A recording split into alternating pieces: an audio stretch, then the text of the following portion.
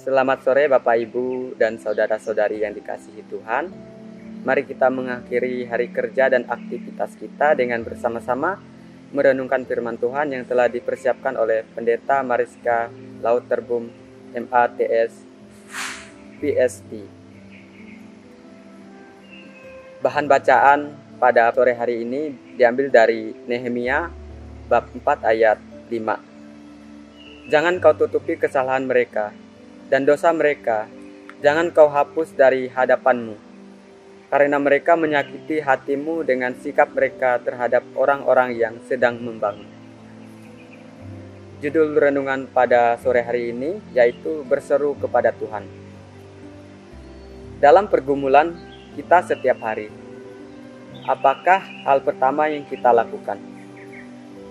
Ketika kuliah bermasalah, ketika pekerjaan menumpuk, ketika keluarga kita menghadapi pergumulan, apakah kita lari dari masalah tersebut atau yang sering diungkapkan sebagai lari dari kenyataan? Apakah kita langsung berputus asa? Apakah kita menyalahkan Tuhan? Mungkin kita mencari alternatif lain.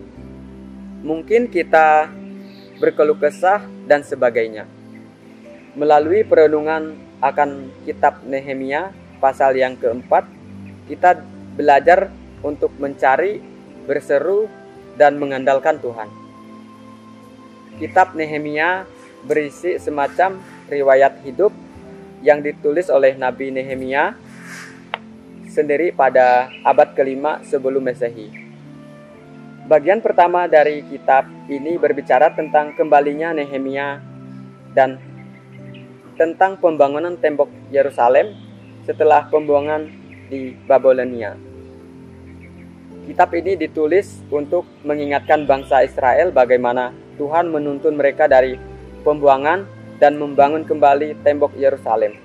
Secara khusus Nehemia pasal yang keempat berisikan tentang bagaimana Sanballat, Tobia, orang Arab, orang Amon, dan orang Asdod meremehkan kemampuan bangsa Israel untuk membangun kembali tembok Yerusalem.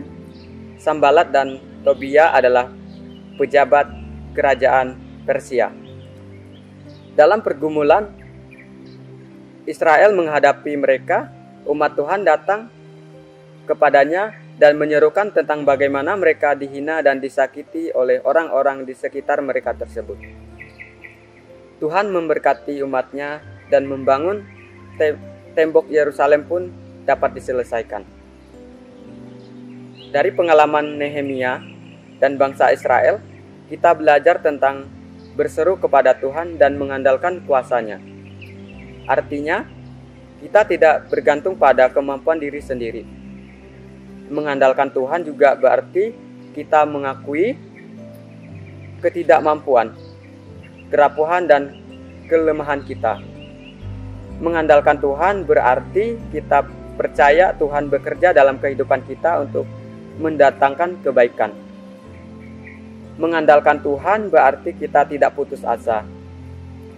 Mengandalkan Tuhan berarti mampu dipakai oleh Tuhan sebagai alat di tangan kasih-Nya.